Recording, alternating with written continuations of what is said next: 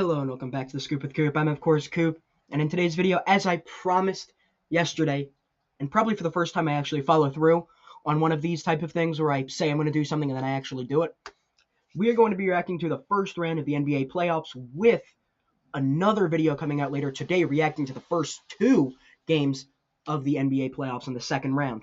But without further ado, let's jump right into it where we're going to start off in the Western Conference, right? And we're just going to go 1 through 8. Right, all of those matchups there, and the number 1 seed taking on the number 8 seed is the Oklahoma City Thunder taking on the Phoenix Suns. OKC 1-4, right? This one wasn't that crazy. The most noteworthy thing to come out of this series was Devin Booker basically calling out the officials and basically just saying how the Thunder get calls their way. Nothing really new that has been put out by NBA players, as they've been saying this for years now. But in this series, SGA didn't play the best ball of his entire life, but quite frankly, he didn't need to because this entire Thunder team is just more talented. Point blank period. I don't think there's anybody except for Devin Booker on this Suns team who would even get reasonable minutes on this Thunder team. This Thunder team is better, more talented, better coached. The Suns, they had a good run this year. Everyone thought they would be terrible. They ended up being okay, but they just weren't talented enough to come away with the win here. Not a whole lot to talk about in this series because the Thunder took care of business. Moving on to the next matchup, which would be the 2 and the 7 seed. More of the same here, where you have the Spurs dropping a game, and the only reason they dropped the game was because Victor Wembanyama got literally knocked out.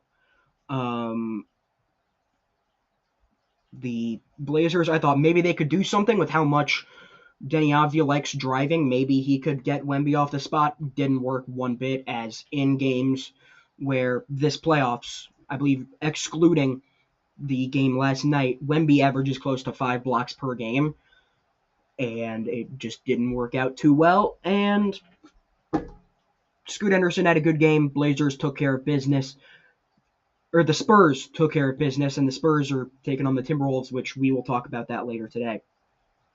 Spurs team, more talented at every position, better coached, better players, and better execution. I mean, that's really what it boils down to. Now, these are the two matchups in the West where this could get a little bit more entertaining here. We had the Nuggets, right, at home with all the talent in the world that you think there's no shot. When you say that Dante DiVincenzo's hurt, Anthony Edwards is hurt, you think the Nuggets take care of business? Wrong. This Timberwolves team, they were tougher, they were meaner, and they were more aggressive, right? And Jaden McDaniels, if you're going to talk the talk, you better walk the walk, and he 100% did that. He goes in press conferences and say, hey, that team can't defend a parked bus. And you know what? He is right. This Nuggets team got exposed, they got humiliated, and this is the worst playoff outing that I have seen from Nikola Jokic, because Rudy Gobert, as someone who's a big fan of Rudy, he made me look fantastic, because Rudy Gobert was fantastic. He held Jokic to, and I believe in Game 3 in the fourth quarter, 1 of 8 from shooting from the field. Rudy absolutely was fantastic. Anthony Edwards was fantastic. We had the Ayo Dosunmu game, which, hey, you know what? Go win a ring, man. But this Timberwolves team, very, very tough. They're going to be tough to beat. They're going to be tough to even lose to, because at the end of the day, you're going to be walking out of that arena absolutely gutted and sore. And this Timberwolves team, they are just fantastic. Chris Finch has done a phenomenal job coaching this entire playoff run. The Timberwolves, they are going to be a scary team. And moving over to the Nuggets, they looked like losers. They really did. For as much as I love Nikola Jokic, he got punked. He got bullied. If the most consistent thing you've done all series is just try to fight people as time is running out, that's kind of an indicator. If your coach is talking about, oh, well, you know, the integrity of the game and all that, so he shouldn't have tried to score. I don't care. Go get a bucket. Like, quit with all of this acting tough in the media. Go out there and prove it, right? You have a one of the best players of this generation in the last 25 years, go win. Roll the ball out and win. They didn't do that. And this Nuggets team, they don't have a great ownership group. They don't have a great general manager. And they've really squandered a championship window because they took swings on the wrong players and just refused to make any major changes. And the changes they do make is because they want to act broke and they don't want to really spend any money. They spend money on the wrong players and don't spend money on the right players. This Nuggets team, they're handled poorly, and I would not be surprised if we see a ton of changes going into that building. Denver, I had confidence in you winning this series. That's a miss on me, right? I should have expected that someone coming back from a hamstring injury would be a little bit slow coming back, but I thought that Nikola Jokic would actually play good, but he just didn't. And speaking of not playing good, we have the Houston Rockets getting absolutely killed 4-2 in this series. And I don't think I've ever seen a more textbook example of one coach needs to be gone. Just flat out of the building. Because this Rockets team should have never, ever been down 3-0 against this Lakers team. And this Lakers team kind of isn't that good. All things considered. This team isn't good. Because when you look at the closeout game, right, you get crushed by 20 and you allowed a 40% field goal shooting team and a team that shot 58% from the free throw line. Like, they weren't efficient. They didn't play well. But it just so happened that you played even worse. 18% from 3, right? You have a total of 11 turnovers, and you only lose the turnover margin by 1. But it just so happened that you got massively out offensive rebounded by 7. You got doubled in offensive rebounds. Your three-point shooting was terrible. Your shooting was terrible. Reed Sheppard, I thought he played okay-ish in game 1, just all things considered. He's terrible. Alperen Sengun, my oh my, he might get shipped off to Milwaukee because this was an absolutely disgusting performance. Jabari Smith, negative 24 plus minus, and that wasn't even the worst on the team. The worst was Alperen Sengun, right? This Rockets team, terrible coaching performance. They looked like losers. They got gobsmacked. And I know that this looks like a 6-game series, right? You'll lose in overtime. It wasn't. This team sucks. I know I'm not giving a ton of great basketball analysis, but let's get into some of this basketball analysis here, right? Going through this Rockets team, right? Your best player plays 1 game and he has 9 turnovers. That isn't good. Second best player, he can't guard a traffic cone and he can't open up his hips and move, and he just gets absolutely annihilated on the point of attack. That's not great. Your third option, someone who you want to really elevate and step up. Sure, he had 19 points. And sure, you were good defensively, but if you can't shoot one bit and you're shooting 21% from 3, I mean, you finally made your free throw. Oh, no, I'm looking at regular season. Oops. You shot 49% from the field, 25 from 3, and 71 from the floor, or from the free throw line, right? Sure, you were pretty good defensively, but if you're being asked to step up and you can't shoot, team's just going to sag off you. And when you're shooting 49% at the rim, basically, that isn't good. As soon as you get outside of the restricted area, all of your shooting just goes away. It disappears. Let's look at another player on this Rockets team, because we've already gone through the big 3, the core 3. Tari Eason, you know what? For a role player, you played okay. Just perfectly fine. 48% from the field, 33 from 3, 85 from the free throw line, 14, 7, and 2 with good defense. You played cool. But if you're asking a role player to step up to have a chance of even beating this beat up, banged up, old, not good team, you're just put in a bad position. The coaching, terrible. I don't know how it took you 3 games to realize, hey, you know what? Maybe if we just don't let Luke Kennard beat us on off-ball screens, and DHOs, maybe we should just start face guarding him and not letting him get a shot off. Because the moment you did start to do the things that you should have, you looked better. But it was already too late because you were down 3-0, and no team's ever come back from that. And this inexperienced young team, when they need a veteran coach who's been coaching for 12 years, they need him to step up because they're going against a player in LeBron James who has been hooping since this Rockets team has been in diapers. The oldest player on this team was 2 when LeBron started playing NBA ball. So you need someone to be a voice of reason and experience, and that's Ime Udoka. And Ime Udoka sitting there with like Darvin Ham, just with his hands in his pockets, just going, Like, I've never seen such a poor tactical X's and O's series from a coach. Don't settle. Go hard on them dudes. Everybody's trying to play the right way. Salute. Be aggressive. Absolutely just disgusting. Now, moving on to predictions for the Western Conference. Thunder, Lakers, give me the Thunder. Timberwolves, Spurs, give me the Spurs. Then moving over to the East, right, we're going to start with the 1-8. This Magic team, they looked terrible. They were just disgusting. Terrible. Abysmal. You struggle to get to 100, you struggle to get to 90 points twice, or no, 3 times,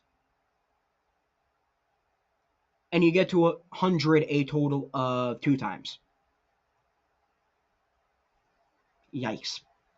Paolo Banchero, right? I feel bad for you. You only had truly 2 bad games, and only one of those resulted in a loss. Other than that, you have no one else in your team. For a good chunk of this Game 7, he had more than half the team's total points. And I think that's just a testament to the Magic are just so poorly coached, because it didn't even seem like a day later, they fired their coach immediately. And you blow a 3-1 lead, and you do all this after you trade 4 first-round picks for a player in Desmond Bane, who I thought, hey, he is pretty good. He played okay in this series, right? 18 points. But if you're telling me that Franz Wagner is the reason you blow a 3-1 lead, like, I get, sure, he's a good player, but he's a perennial playoff dropper. I mean, every year it seems, except for, every year he drops in his playoff statistics pretty much. And this Pistons team wasn't even playing that well. They weren't playing good. Their center, who is a possible All-NBA player in Jalen Duren, he's getting punked. I'm seeing on the timeline about how he's, on my Twitter feed, I'm seeing more headlines about how his ex-girlfriend is talking about how he's getting locked up and how he's getting locked up by her new man. I mean, that's what's going viral. And that still isn't enough to push you over the edge. Coaching-wise, terrible. I've never seen such a bad half-court team. I have never seen a team blow a 3-1 lead in this fashion. And there is another 3-1 series lead that gets blown, which we will talk about that one. But I don't know how you look at the efficiency here where it's like, okay, you know what, Jalen Suggs, he's not even shooting 30% from the field. Maybe let's give Anthony Black some more run time. Let's give Jace Richardson some more run time, right? He's a young guy, 20 years old. He, in his limited minutes, has balled out in the regular season, right? Let's give him some run. He shot 35% from the three-point line, and that's what you need. And you just don't adapt at all. You are just stubborn with how you approach things, and instead of being creative with your offense, you're like, hey, Paolo, that's all you, my guy. Like, it's embarrassing, it's sad, and it's pathetic to watch a team who, this was their all-in window, and this was their all-in year, and they blow a 3-1 lead against a team who might be getting killed coming soon. For the Pistons, you know what? Credit to you. You responded right, but I also think that this is very, very worrying that it took you 7 games to beat this team. But took care of business. And, you responded. You played like the tougher team to close out this series. You held this Magic team to maybe the worst stretch in basketball history, going 0 for 23, which, to put that into real-time minutes, right? It took the Magic 45 real-time minutes to make a singular basket. Terrible. Awful. True, like, words don't even describe how disgusting that is. But also, you're playing good enough defense on it, so I can't knock it, right? Cade Cunningham, hey, I said that guy should be in MVP considerations, and he showed it in the playoffs. 32, 6, and 7. And on good defense. The only problem with this Pistons team is they have no one else competent enough to dribble the basketball, right? It turned into Tobias Harris and Cade Cunningham hoops, where they alone are averaging 50 points. They're averaging 14 rebounds and 8 assists. I mean, those two alone aren't going to be enough to beat a good team in the playoffs. So I am a little bit concerned about that. But I do think overall, right, you took care of business. You responded well. Kudos to you. But you're going to really need to lock in against an unserious team. And speaking of an unserious team, we're talking about the number 2 seed Boston Celtics taking on the 76ers. And Boston, you blow a 3-1 lead. I already talked about Jaylen Brown yesterday, so I'm not going to get into him. He played terrible, right? You need him to step up. He doesn't. Derek White, I'm going to put a clip on screen now that kind of refers to what Derek White is looking like. So without further ado. Listen, don't you worry, pal. You had a good run. Enjoy your retirement. Storm takes back the lead. Unbelievable! McQueen is fading! McQueen is fading! Fading fast!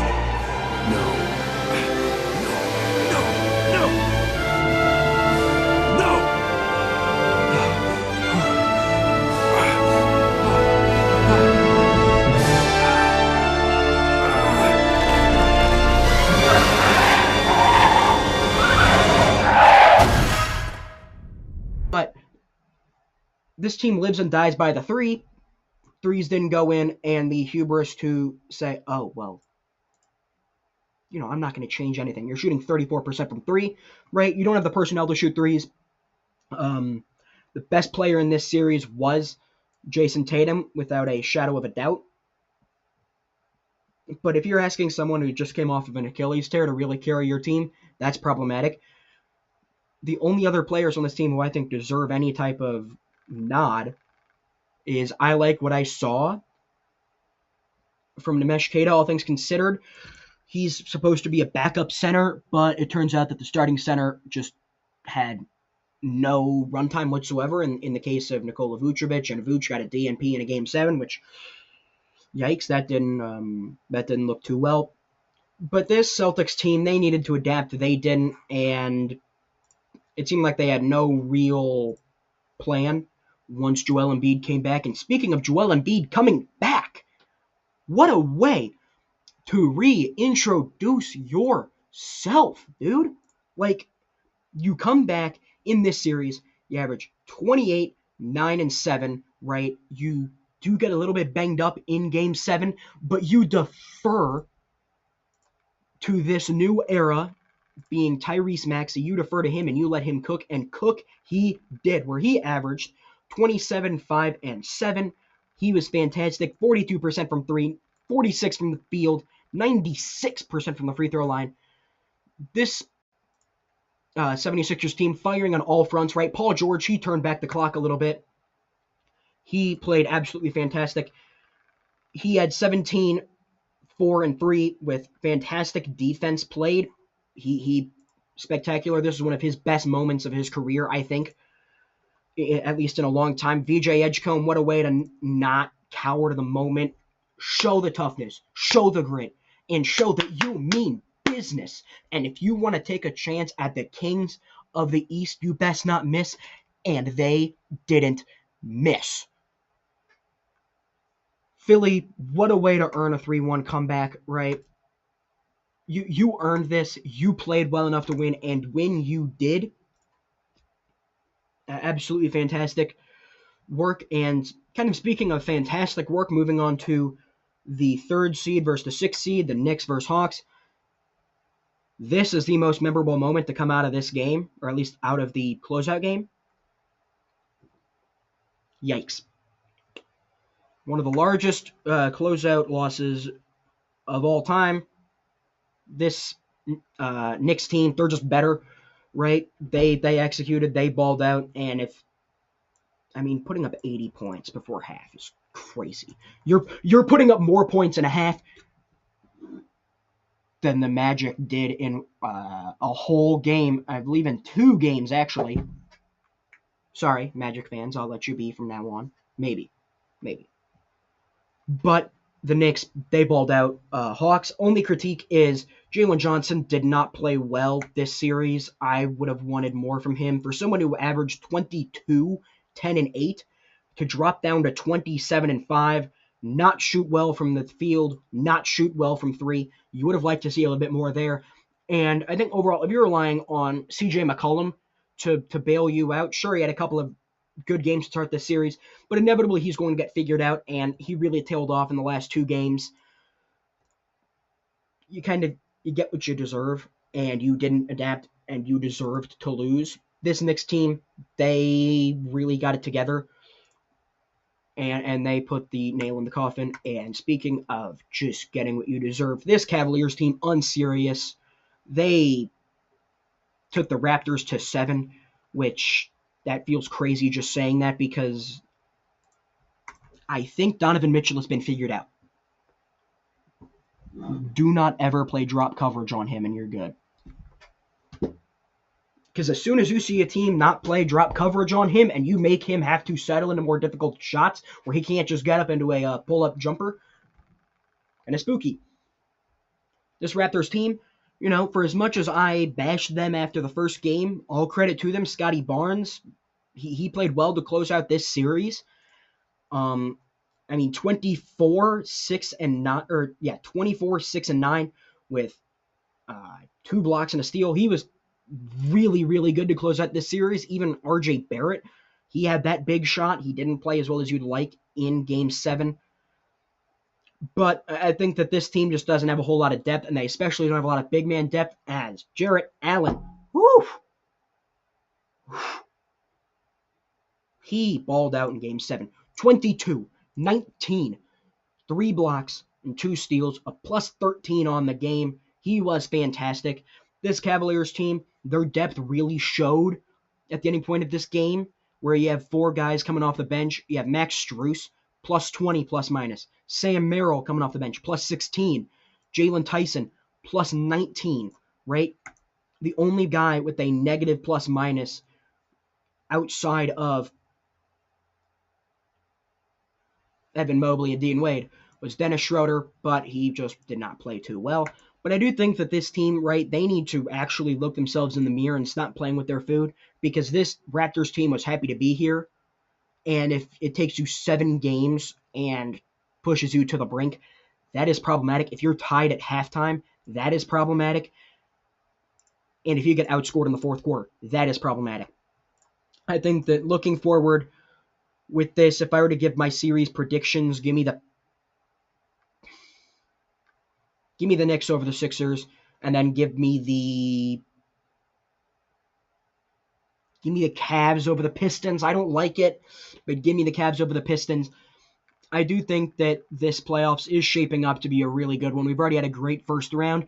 This was the official recap of the first round, and stay tuned later today because we will be having our reactions to the first game as well as a more in-depth prediction of the next series, a series that has already started, being the semifinals. But this is The Scoop with Coop. Hope y'all enjoyed. Make sure to subscribe, right? I haven't been pushing that at all, but we don't have a great subscriber ratio. Only 4% of you watching this are subscribed. So make sure to subscribe. Stay tuned for future videos. And of course, until next time.